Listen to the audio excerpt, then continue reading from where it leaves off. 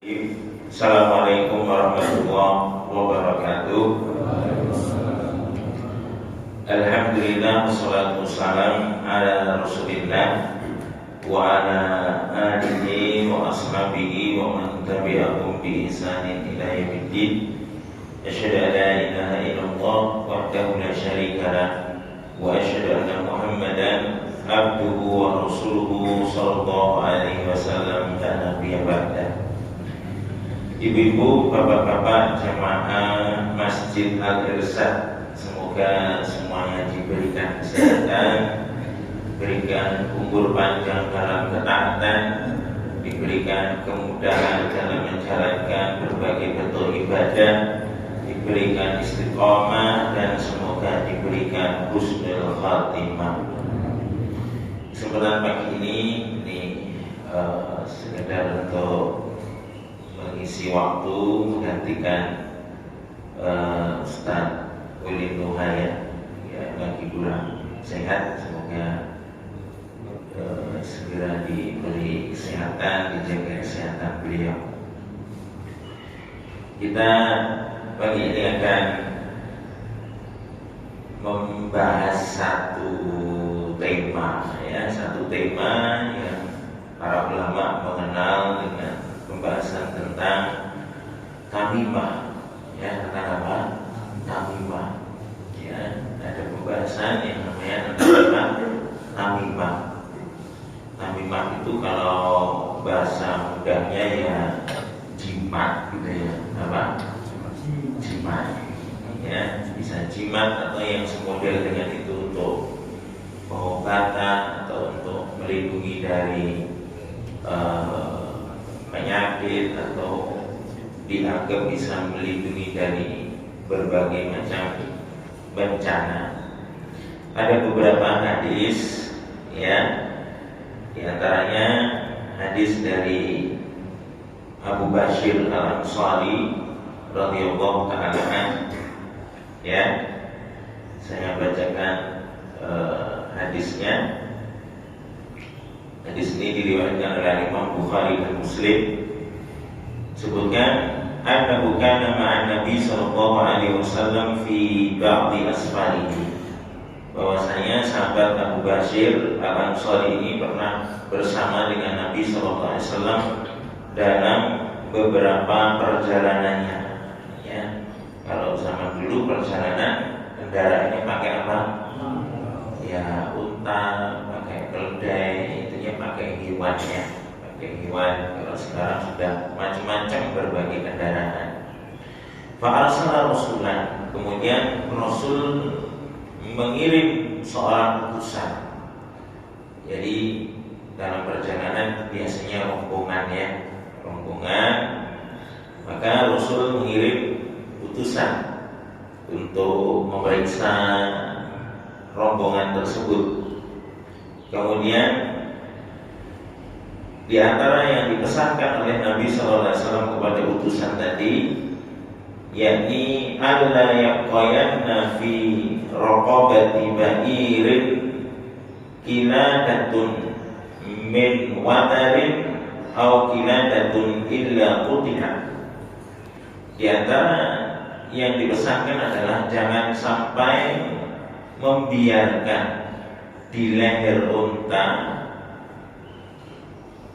kalung dari busur panah atau kalung-kalung yang lain yang di sini dipakai untuk jimat, illa mubihat, kecuali harus apa? Dipotong. Kecuali harus apa? Dipotong. Ya, karena di antara tujuan diberikan kalung tersebut adalah sebagai apa? Jimat. Ya. Kalau dulu bentuknya kalung, apa saja kalau itu dimaksudkan untuk jimat. Kalau sekarang misalnya mobil, kalau depannya itu dikalungkan tasbih, karet, atau apapun itu, kalau tujuannya bukan sekedar hiasan tapi untuk jimat, maka ini tidak diperbolehkan. Ya, maka ini tidak diperbolehkan. Nah, ini diantara ya dalil yang menunjukkan bahwasanya tidak diperbolehkan seorang memakai apa? Jimat. Yang memakai apa? Jimat-jimat. Kemudian di antara dalil yang lain seperti disebutkan dari sahabat Imran bin Husain, ya, sahabat Imran bin Husain disebutkan bahwasanya anna Rasulullah sallallahu alaihi wasallam ra'a rajulan fi yadihi halqatun min sufrin. Bahwasanya Rasulullah sallallahu alaihi wasallam melihat seorang yang di tangannya ada gelang dari kuningan, ya, ada sesuatu yang aneh. Maka Rasul tanya dulu, ma hadihi, apa ini? Ya, qala minal wahina, untuk menangkal penyakit. Sama dulu itu, ya, kadang mengalungkan sesuatu, ya, untuk diri atau untuk anak. Nih, saya punya anak bayi, anak kecil, itu dikalungi apa? Benang atau dikasih gelang, dikasih apa? Gelang. Ya, tujuannya untuk mencegah apa? Ya, mencegah penyakit. Ya, mencegah penyakit atau apa ya? Ya, gangguan. Ya, anak kecil biasanya dikalungi, kadang dikalungi dengan benang, apa? Ya, dikasih gelang. Ya, itu tujuannya adalah untuk supaya nggak keganggu, ya. Maka kata Nabi Shallallahu Alaihi Wasallam, inziha, lepas. Kata Nabi Shallallahu Alaihi Wasallam mengatakan apa?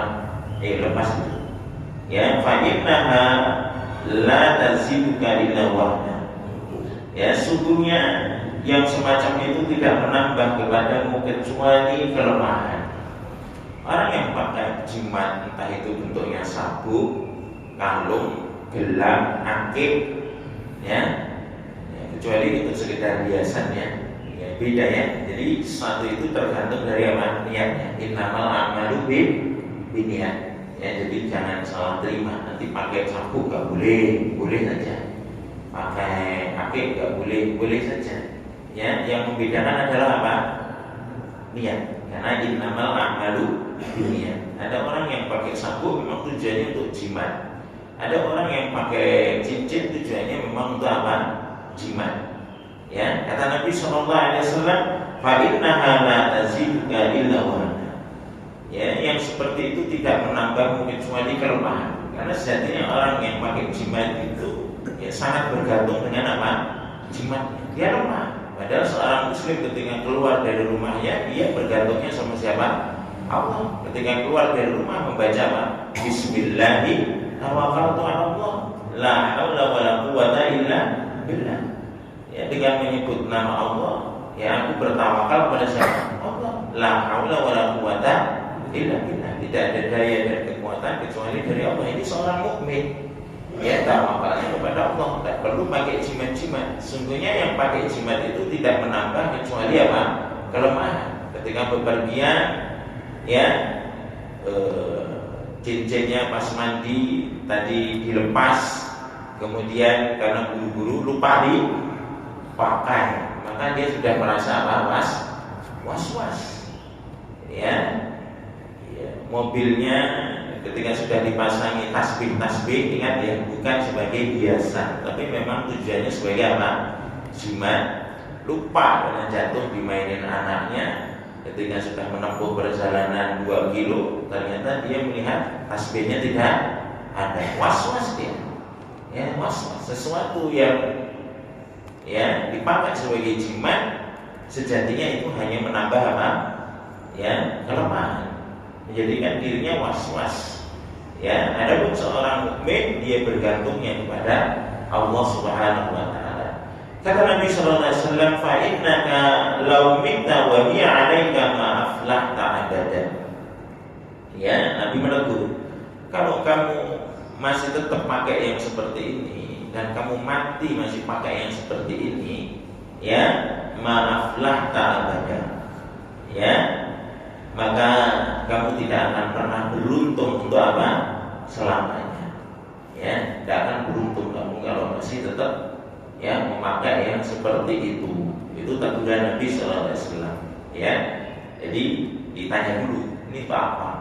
Ya, untuk nakal. Ya, kata Nabi Sallallahu Alaihi Wasallam, lepas itu.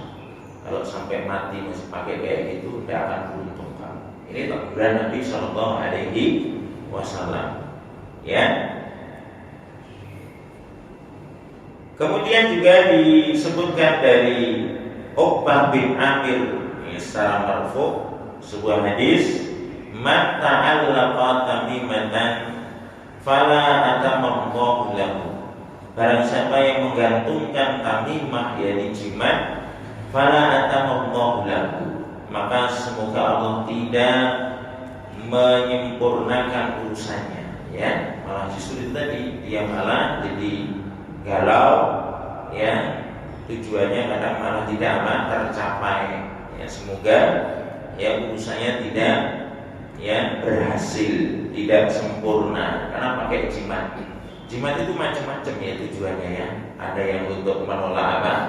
Penyakit, ada yang untuk mencegah mara bahaya, ada yang untuk menambah kewibawaan, macam-macam ya. Untuk menambah apa? Kewibawaan, ya. Kalau dipasang di rumah itu untuk mencegah pencurian, macam-macam jimatnya ya. Ada yang mungkin bunga 7 warna, ya. Ada yang mungkin digantungi, ya. Jerami, macam-macam, ya.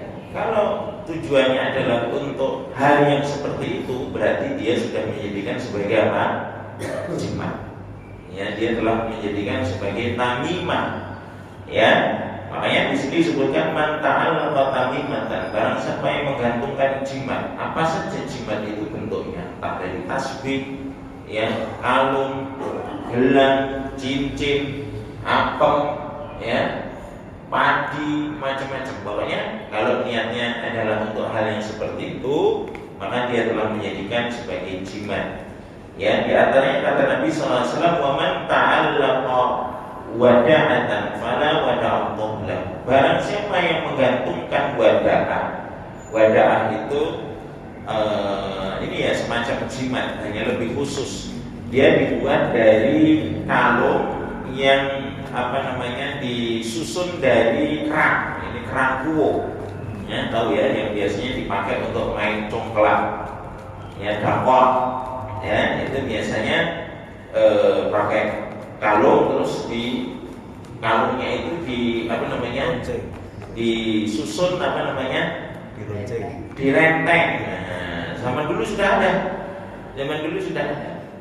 dan sebagian mungkin suku-suku yang mungkin masih pedalaman biasanya kadang gunakan hal-hal yang seperti itu, ya. Nah, ini di zaman Nabi Sallallahu Alaihi Wasallam juga ada, ya. Ini dipakai sebagai jimat, memang dipakai sebagai jimat. Ini kalung yang disusun dari rentengan, ya, semacam itu tadi, kerangkuuk itu tadi, ya. Maka kata Nabi Sallallahu Alaihi Wasallam, "Wa man ta'allaqa wada'atan fala wada'allahu lahu." Barang siapa yang dia menggantungkan wada'ah, ya, menggantungkan apa? Wada'ah, yakni rentengan kerangkuuk itu tadi, fala wada'allahu lahu. Semoga Allah tidak memberikan kenyamanan untuk dia. Ya, malah justru ya tujuannya tidak tercapai, ya. Nah, ini di antara dalil-dalil dari permasalahan jimat. Masih banyak dalilnya, di antara ya riwayat dari sahabat Ibnu Mas'ud radhiyallahu taala anhu.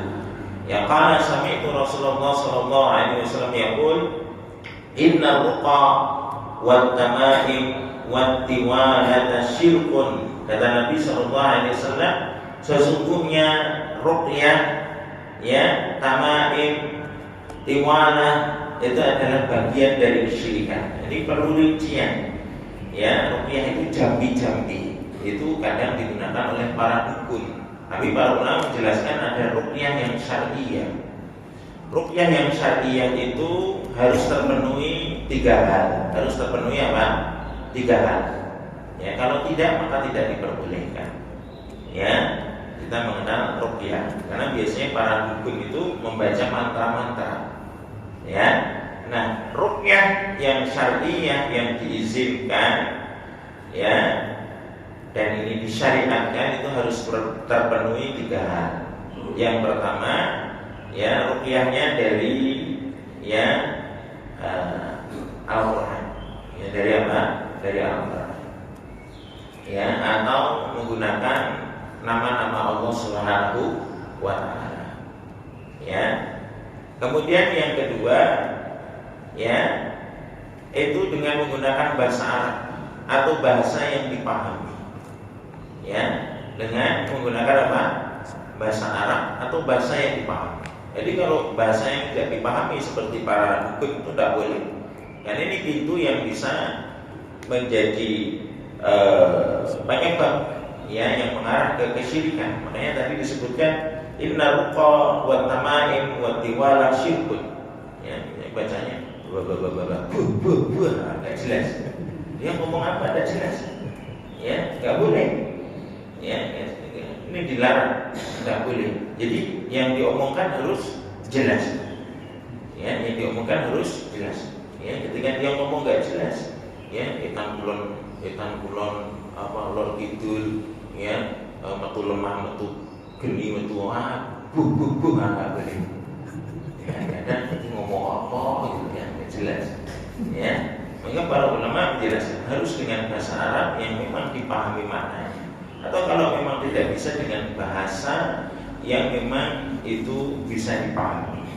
Yang intinya menggunakan ayat-ayat Allah atau dengan meminta perlindungan kepada Allah dan melalui nama dan sifat-sifat Allah Subhanahu wa taala. Kemudian yang ketiga, ya, meyakini bahwasanya itu hanya sebagai apa? Sebab. Adapun yang memberikan kesembuhan hanya siapa? Allah Subhanahu wa taala. Jadi ruqyah tidak boleh terlalu pede, ya, seakan-akan dia yang menyembuhkan. Yang menyembuhkan itu Allah Subhanahu wa taala. Sama yang dibaca kok. Sama-sama yang dibaca Al-Fatihah, ya kan? Ya, sama-sama yang dibaca Al-Fatihah, sama-sama yang dibaca Al-Falaq, An-Nas. Ya. Tapi terkadang pengaruhnya antara seorang dengan orang lain itu apa? Berbeda. Itu adalah karena izin Allah Subhanahu wa taala. Ini adalah izin Allah Subhanahu wa taala. Caranya secara teknis para ulama pun sampai menjelaskan. Ya, ruqyah itu bisa dengan an-nafth. Ya, an-nafth itu yaitu membaca kemudian seperti ditiupkan tapi ada sedikit ludah. Ya, itu namanya an-nafth. Ya, misalnya baca Al-Fatihah misalnya, kemudian ditiupkan sedikit meludah. Ada ludahnya. Itu boleh karena ada riwayatnya juga. Ya. Atau yang kedua namanya at-tafl. At-tafl itu meniup tapi ludahnya sedikit, tidak seperti an-nafth tadi. Cuma ya, itu namanya ya at-tafl. Ya, itu juga diperbolehkan. Atau meruqyah dengan cukup membaca, itu juga boleh, cukup membaca. Ya, karena kadang-kadang kita misalnya pengen meruqyah atau menjenguk orang sakit, orang yang masih awam, nanti kalau di ludah nanti malah kadang salah persepsi, aku loro malah gitu ini ya. Ya kan? Maka cukup dibacakan, boleh cukup apa? Dibacakan, ya cukup dibacakan. Ya, itu juga boleh, ini cukup dibacakan. Itu juga boleh, ya, ya. Kemudian atau dibacakan ke air, gitu ya. Kemudian ditiupkan, kemudian diminumkan atau dipakai mandi, itu juga boleh, ya. Tapi ingat bacaan-bacaannya harus bacaan-bacaan dari apa? Al-Quran dengan menggunakan nama-nama dan ya sifat Allah Subhanahu wa taala. Atau di antara yang pernah dipraktekkan oleh Nabi sallallahu alaihi wasallam adalah dengan mengambil sedikit air ludah, kemudian diletakkan jarinya ini di tanah, gitu ya, di tanah, ditempelkan di tanah, ya. Kemudian diletakkan ke bagian tubuh yang sakit.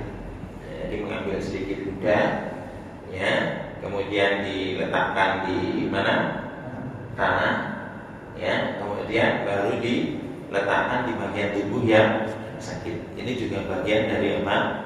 Ruqyah syar'iyah, ya. Mana yang kira-kira paling sesuai dengan keadaan, ya. Kalau nanti pakai ludah gini, yang diobati malah jijik, ya, malah nggak jadi sembuh nanti, ya. Nah, seperti bisa sekedar dibacakan atau bisa dengan diusap. Bisa dengan apa? Ini diusap, ya. Itu adalah sampai dijelaskan oleh para ulama dengan berbagai riwayatnya. Tapi mereka menyebutkan ketentuannya harus dengan menggunakan, ya, ayat-ayat Allah Subhanahu wa taala, dengan menggunakan nama-nama dan sifat-sifat Allah Subhanahu wa taala, ya. Dan diwaspadai bacaan-bacaan yang tidak jelas maknanya, ya, baca-bacaan yang tidak jelas maknanya, karena biasanya para dukun, ya, menggunakan bacaan yang tidak jelas maknanya. Kemudian di sini juga disebutkan inna ruqa wa tamaim, sesungguhnya ruqyah dan tamaim tadi sudah dijelaskan. Tamaim adalah, ya, jimat itu tadi, ya. Wa tiwala syirkun, dan tiwala adalah bagian dari apa? Kesyirikan, ya. Tiwala itu pelet. Tiwala itu apa? Pelet, ya, yang menjadikan seorang itu mencintai pasangannya, yaitu dengan apa? Pelet, ya, pelet. Ini pelet ini adalah bagian dari apa? Kesyirikan. Pelet. Jadi memang ada, pelet itu memang ada, ya, membuat seorang itu senang, ya, dengan pasangannya, ya, atau membuat orang lain yang sudah berpasangan senang sama dia, itu kan mungkin saja, yaitu pelet, ya. Itu adalah bagian dari apa? Kesyirikan. Itu adalah bagian dari apa? Kesyirikan. Dan praktek-praktek yang seperti ini itu kadang sangat, ya, marak sekali, ya, marak sekali. Orang menggunakan jimat-jimat, ya, pelet-pelet, ya, atau sesuatu yang mungkin, ya, sekarang mungkin sebagai penglaris atau yang lainnya, ya. Itu adalah bagian-bagian dari apa? Kesyirikan, ya, bagian-bagian dari kesyirikan. Juga, ya, perlu diwaspadai, ya, bertabarruk mencari berkah dari batu, pohon atau yang lainnya, ya, supaya memang, ya, ujung-ujungnya supaya, ya, ada kekuatan khusus. Kalau senjata biar apa? Jadi apa? Sakti. Ya, ada riwayatnya juga, ya, yaitu disebutkan dari sahabat Abu Waqid Al-Laitsi radhiyallahu taala anhu, ya, kharajna ma'a Rasulillah sallallahu alaihi wasallam ila Hunain. Kami satu ketika keluar bersama Nabi sallallahu alaihi wasallam ke Hunain dalam perjalanan perang apa? Hunain. Wa nahnu hudatsau ahdin bi kufrin. Saat itu kami baru saja lepas dari kekafiran, artinya baru masuk apa? Islam. Ya, kalau orang baru masuk Islam biasanya sisa-sisa kebiasaan jahiliyah itu kan kadang masih ada, jadi belum bersih secara total.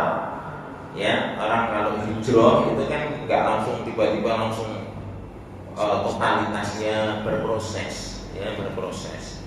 Nah, ada sahabat namanya Abu Waqid Al-Laitsi, ya, ketika mau melakukan perjalanan, ya, dalam peperangan Hunain, ya, saat itu sebagian dari sahabat memang masih baru masuk Islam. Wal musyrikin sidratun yaqufuna indaha. Ya. Orang musyrik itu dulu punya namanya sidrah, ya, pohon, ya, ada pohon yang memang dikeramatkan, yaqufuna indaha. Mereka suka di pohon tersebut beriktikaf, artinya melakukan ritual-ritual di pohon tersebut. Wa yanutuna biha aslihatahum. Mereka suka menggantungkan senjata-senjata mereka di pohon tersebut. Ya. Yuqalu laha dzatu anwat. Pohon tersebut dinamakan dengan apa? Dzatu anwat. Pohonnya punya semacam kait-kait. Ya, coba bayangkan pas mau perang, ya, kepengaruh karena orang musyrik punya pohon yang mereka menggantungkan senjata-senjata mereka di pohon tersebut. Kan kelihatan keren. Ini orang musyrik punya apa?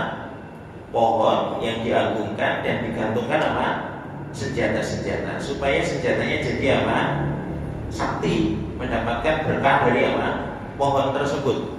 Maka langsung terbesit secara tiba-tiba. Famarorna bisidratin. Ya, maka ketika kami melewati pohon tersebut, ini orang musyrik punya apa? Punya pohon dan mereka menggantungkan senjata-senjatanya. Ya, kita ini mau perang. Ya, kan bagus kalau senjata kita juga apa? Sakti. Ya, senjatanya bisa jadi senjata apa? Sakti. Famarorna bisidratin. Maka kami melewati pohon tersebut. Faqulna ya Rasulullah. Maka kami mengatakan wahai Rasulullah, ij'al lana dzata anwatin kama lahum dzatu anwat. Ya Rasulullah, tolong buatkan kami dzatu anwat. Mereka juga punya dzatu anwat. Mereka terbesit kaum muslimin juga punya apa? Pohon yang seperti itu, ya, pohon Islami berarti. Ya. Karena kan itu milik orang musyrik, ya. Mereka punya pohon dan mereka gantungkan senjata-senjatanya supaya dapat berkahnya, supaya jadi sakti. Ya, apa salahnya? Kita juga punya dong. Ya, minta sama Rasul, ya Rasulullah, ij'al lana dzata anwat kama lahum dzatu anwat.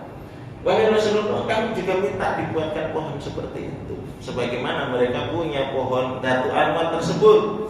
Rasulullah kaget. Faqala Rasulullah sallallahu alaihi wasallam, Allahu akbar.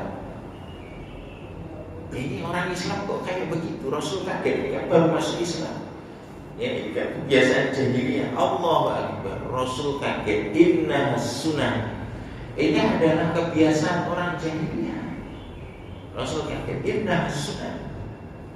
Ya, Rasul kaget. Allahu akbar. Kaget. Jadi ketika orang kaget itu bisa dengan apa? Bertakbir, kaget misalnya, ya, wah, misalnya, ya, depannya tiba-tiba kejatuhan uang, Allah, kejatuhan apa, kaget. Kalau orang kaget itu diantaranya membaca apa? Takbir. Dibiasakan pisang kita itu banyak berzikir, jangan sampai ucapannya malah ucapan-ucapan apa? Kotor. Karena kadang-kadang orang itu kalau kaget, kadang latah ucapannya apa? Kotor. Nanti kalau pas kedatangan malaikat maut kaget, misuh-misuh, ya repot, ya masya Allah. Ya, jadi dibiasakan kita banyak berzikir, karena seseorang itu akan diwafatkan sesuai dengan apa? Kebiasaannya. Ya, maka usahakan dengan bacaan-bacaan zikir, usahakan ya dengan baca tasbih, tahmid, takbir, tahlil, supaya jadi refleks kita. Ya. Refleks, ya, karena kita tidak tahu ya kapan kematian juga menjemput kita, dan itu kan ya tiba-tiba saja. Maka kita berharap akhir dari ucapan kita adalah kalimat-kalimat yang baik, kalimat thayyibah, ya, diantaranya membaca ya kalam la ilaha illallah, man kana akhiru kalamihi la ilaha illallah dakhala al-jannah. Barang siapa yang akhir dari ucapannya la ilaha illallah, maka dia masuk apa? Surga. Lo kan apa la ilaha illallah? Nanti tinggal mau meninggal baca la ilaha illallah enggak gampang. Karena keadaannya sangat dahsyat. Dan itu bisa dirasakan santri-santri yang mau menghafal Quran itu setoran hafalan itu ya. Itu kadang sudah hafal gitu, sudah persiapan sejam 2 jam yang lalu gitu ya. Hafal. Tapi ketika mau disetorkan kadang apa? Lupa. Itu padahal akalnya masih apa? Akalnya masih apa? Masih di dunia, masih sehat. Masih sehat. Tapi ketika keadaan genting ketemu dengan gurunya mau disetorkan, itu bisa apa? Lupa kok, bisa apa? Lupa. Bisa lupa itu. Kalau nggak jadi kebiasaan yang sudah memang betul-betul melekat kayak Al-Fatihah gitu. Kalau Al-Fatihah insya Allah ingat. Kenapa? Karena sering dibaca. Kalau nggak sering dibaca itu bisa apa? Lupa. Itu baru ketemu orang. Lalu bagaimana mau ketemu malaikat apa? Maut. Jadi mereka katakan la ilaha illallah sudah apa? Sudah apa? Ya, ketemu belum tentu bisa apa? Ucap. Ya, belum tentu bisa ucap. Ya, kalau belum menjadi kebiasaannya. Jadi usahakan lisan kita selalu banyak membaca apa? Zikir. Di antaranya la ilaha illallah. Ya, karena nggak setiap orang diberikan kemudahan untuk mengucapkan itu, walaupun dia hafal. Ya, walaupun dia hafal. Ada tadi gambarannya. Oh, masih sehat. Ya, akalnya juga mungkin masih jalan, ketemu orang saja lupa. Ya, apalagi keadaan lagi sakit, genteng, ya, ketemu malaikat mau, nah, kadang-kadang nggak kepikiran, lupa. Ya, makanya usahakan lisan kita selalu banyak, ya, dibasahi dengan apa? Dikir. Ya, di antaranya tadi Rasul refleks, ucapkan Allahu Akbar. Inna sunnah, ini kebiasaan orang-orang dahulu, ini kebiasaan jahiliyah, kebiasaan umat terdahulu. Qultum kama qultum walladzi nafsi biyadi. Kalian ini loh, sungguh mengatakan, kalian ini loh demi Allah, ya, telah mengatakan kama qalat Bani Israil li Musa. Kalian ini kok bisa-bisanya meminta seperti yang diminta oleh Bani Israel kepada apa? Musa. Ya, kalian itu bisa-bisanya, ya, kok mirip seperti yang diminta oleh Bani Israel kepada siapa? Musa. Apa permintaan Bani Israel kepada Musa? Ij'al lana ilahan kama lahum alihah. Qala innakum qaumun tajhalun. Ya, wahai Musa, jadikan kami sesembahan sebagaimana mereka juga punya apa? Sesembahan. Ya, kemudian qala Musa mengatakan innakum qaumun tajhalun. Kamu ini kok, kalau gampang kamu ini kok bodoh banget sih. Gitu. Innakum qaumun tajhalun. Kalian ini kaum yang jahil. Ya, jadi adalah kebiasaan umat-umat terdahulu. Ya, Bani Israil sudah jelas-jelas diselamatkan oleh Allah dari kejaran siapa? Dari kejaran Fir'aun dan tentaranya. Ya, lautan dengan izin Allah bisa terbelah sehingga menjadi seperti gunung. Ya, jalannya dilewati bisa. Ya, kemudian dikejar oleh siapa? Fir'aun dan tentaranya diselamatkan. Kemudian melihat secara langsung nyata Fir'aun dibinasakan. Ya, dan bala tentaranya. Setelah selamat, kok ya, lihat sesembahan selain Allah minta dibuatkan lagi. Ija'alana ilahan kama lahum alihah. Yang menyelamatkan Allah. Ya, Masya Allah. Ya. Maka kemudian Nabi mengatakan, ya, latar gabunna sunana man kana qablakum. Kalian akan mengikuti, ya, kebiasaan umat-umat sebelum apa? Kalian. Ya, jadi umat ini, ya, akan mengikuti kebiasaan umat-umat terdahulu, ya, warisan dari para ahlul kitab atau orang-orang jahiliyah, ya, terdahulu. Jadi ini yang perlu diperhatikan untuk kita semuanya, ya, jangan sampai, ya, kita yang sudah sebagai seorang muslim belajar tauhid, belajar akidah, ya, yang kita bergantungnya kepada Allah masih apa? Suka, ya, terhadap urusan yang seperti itu, yaitu jimat-jimat, ya, atau apa namanya, ya, pelet atau yang semacamnya. Kalau misalnya dalam dunia bisnis, ya, mungkin untuk saling apa namanya, saling menjegal, ya, itu pakai ilmu-ilmu yang seperti itu. Maka ini terlarang dan hukumnya adalah merupakan bagian dari apa? Kesyirikan. Ya, bagian dari apa? Kesyirikan. Maka harus dijauhi dan dibersihkan dari hati kita, ya. Kemudian juga apa namanya, dari keluarga kita dan masyarakat sekitar kita memang harus diberikan kewaspadaan terhadap hal-hal yang seperti ini, karena ini adalah salah satu bentuk dari apa? Kesyirikan. Ya, bentuk dari apa? Kesyirikan. Ya, termasuk mungkin yang sekarang mungkin marah ilmu-ilmu tenaga dalam, ya, tenaga dalam, tapi tenaga dalam yang diklaim tenaga dalam apa? Islami, dengan memberikan raja-raja, ya, memberikan apa? Ya, raja. Nah, ini ya sama sekali tidak dibenarkan, ya, karena Rasul Shallallahu Alaihi Wasallam ya senjatanya ya bukan senjata yang istilahnya sakti, ya, senjata ya tergantung dari bahan pembuatannya. Kemudian para sahabat ketika mau berjihad juga tidak diisi, istilahnya tidak apa diisi, tidak dikasih raja-raja, ya.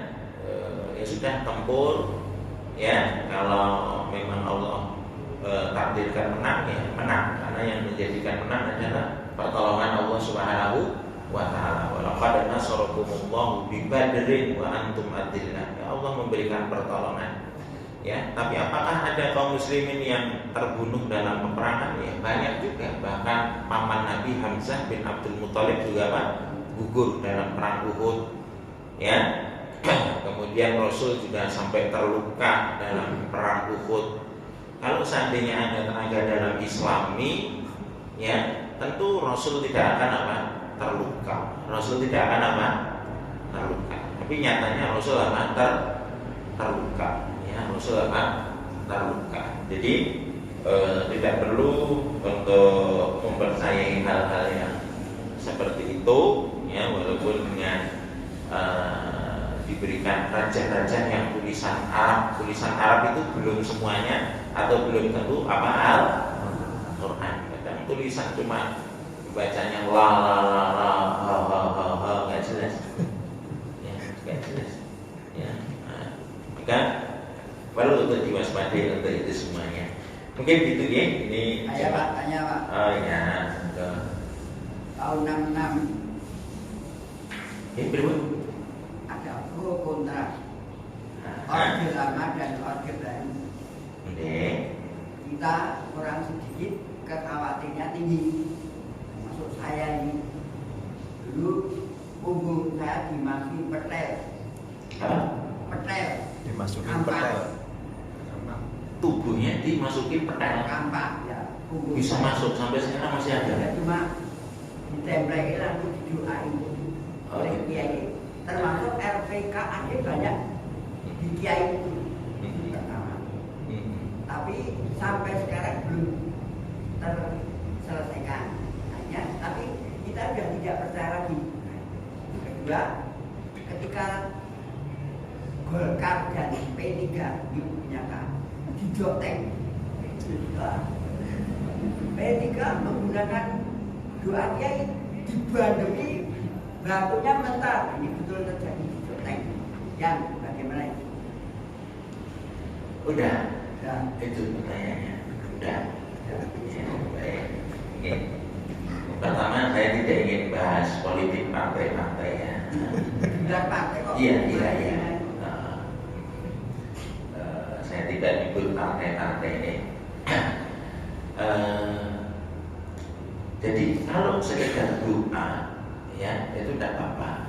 Tapi kalau misalnya pakai jimat-jimat, kemudian tadi dipasangin apa itu tadi? Ya, pertel itu sudah termasuk bagian dari apa? Jimat. Itu tidak diperbolehkan. Ya, kalau doa dimanapun berada doa, ya doa, ya boleh, ya doa juga boleh. Ya, tapi doanya harus sesuai dengan syariat juga, ya. Tapi kalau sudah menggunakan apa tadi, ya, petel, ya, itu adalah bagian dari kesyirikan, ya, itu tidak boleh dan itu tidak dilakukan oleh Rasulullah SAW dan para sahabatnya, ya. Ketika terjadi peperangan, ya kaum musyrikin ketika melemparkan anak panah, ya sudah, anak panahnya ya kalau kena ya kan, tidak sampai anak panahnya mental, ya. Padahal keilmuan dan keimanan Rasul ini lebih tinggi dibandingkan dengan seluruh para kiai, seluruh para kiai. Ingat, tidak semua niat yang benar itu caranya apa? Benar. Tidak semua niat yang benar itu caranya apa? Benar. Ya, kan? Ya, walaupun entah itu kiai, entah itu ustaz atau syekh, ya itu semuanya perlu timbangan. Ya, timbangannya ya dari Al-Quran dan hadis dari Nabi Sallallahu Alaihi Wasallam. Tadi sudah kita jelaskan hadis-hadisnya, ya sudah kita jelaskan hadis-hadisnya. Dan barangkali ya, ilmu itu kadang belum nyampe, barangkali ilmu itu kadang belum apa nyampe, ya kalau ilmu belum nyampe ya kita terima. Nah, kira-kira Bapak Ibu apa hadis yang saya bacakan tadi yang semuanya pernah mendengarnya? Sudah pernah mendengar semua? Belum juga kan? Ya, kadang-kadang memang belum nyampe apa hadis-hadisnya, belum nyampe apa ya ilmu-ilmunya, ya. Mungkin gitu saja ya. Ya intinya kalau untuk jimat-jimat apapun itu, ya jimat-jimat apapun itu, ya maka ini adalah tidak diperbolehkan. Kita cukup bertawakal kepada siapa? Ya Allah Subhanahu Wa Taala. Ada zikir pagi dan petang seperti membaca Qul huwallahu ahad, qul a'udzu birabbil falaq, qul a'udzu birabbin nas setiap pagi berapa? 3 kali. Kata Nabi sallallahu alaihi wasallam, Qul huwallahu ahad wal mu'awwidzataini takfika min kulli syai'. Membaca Qul huwallahu ahad, kemudian Al-Falaq An-Nas 3 kali setiap pagi dan petang. Ya hina tumsi wa hina tusbih 3 marrat takfika min kulli syai'. Setiap pagi dan petang dibaca 3 kali sudah cukup, ya menjaga dari segala sesuatu. Atau membaca pagi dan petang Bismillahilladzi la yadurru ma'asmihi syai'un bil ardi wa la fis sama wa huwas samiul alim, dibaca 3 kali setiap pagi dan petang. Ini adalah zikir-zikir perlindungan. Jimatnya itu, ya kan? Jimatnya apa? Itu tidak perlu dikasih petel, ya kan? Tidak perlu dikasih apa? Ya. Iya, makanya kan barangkali kan belum tahu, barangkali belum apa? Sudah hilang belum Pak? Ya, sudah nih. Allah Taala mengatakan demikian yang dapat kita sampaikan. Kita akhiri. Wassallallahu ala nabiyina Muhammad wa ala alihi wasallam. Subhanakallahumma wa bihamdika asyhadu an la ilaha illa anta astaghfiruka wa atubu ilaik. Assalamualaikum warahmatullahi wabarakatuh.